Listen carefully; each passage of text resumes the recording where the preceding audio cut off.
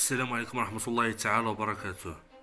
صبحات اليوم مجموعة ديال الصفحات الإخبارية تتكلم على واحد الجريمة بشعة وقعت في بني محمد.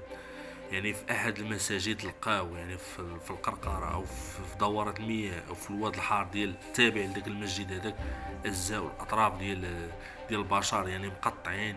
يعني بنادم مقطع مليوح تمايا. آه، شكون هاد المجرم اللي دار هاد الفعله هادي، وعلاش بالضبط لاحة في هاد الواد الحار ديال التابع للمسجد ولقاوها تما. قبضوا واحد المشتبه به، يعني كتظهر عليه اثار ديال الارتباك والسعار وباين في الحاله ديالو انسان غير طبيعي. ايضا هذا الشخص هذا بالضبط لقاو من خلال الملابس الداخليه ديالو لقاو اثار ديال الدماء.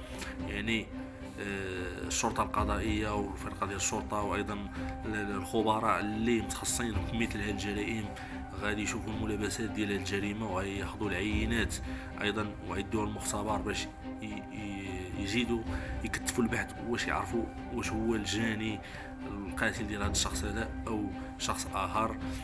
ايضا صراحة السؤال المطروح كيفاش مثلا هاد الناس او مثل هاد الاشخاص كيديروا بمثل هاد الجرائم البشعة اللي كتهز الرأي العام، وعلاش زعما اختار هاد المنطقة ديال المسجد وهاد الواد الحار ديال المسجد بالضبط. واش ان الجريمة تمت بالقرب من المسجد او داخل المسجد او في مكان اخر وتم النقل ديالو لهاد المنطقة؟ هذه اسئلة غادي تجاوبنا عليها الضابطة القضائية والشرطة الوطنية. صراحة الشرطة كتقوم بواحد العمل كبير، يعني بسرعة فائقة كيقدروا يلقاو يعني شكون هو الفاعل ديال هاد الجريمة.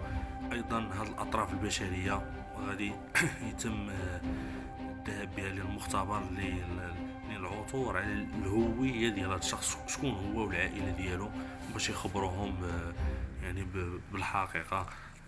نطلب السلام والعافية وصراحة يعني جرائم صبحات في الآونة الأخيرة مثل الجرائم صراحة.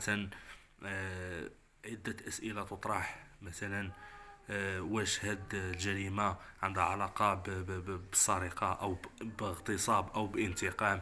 الله أعلم. وصراحة جرائم بشعة لا نريدها في بلدنا.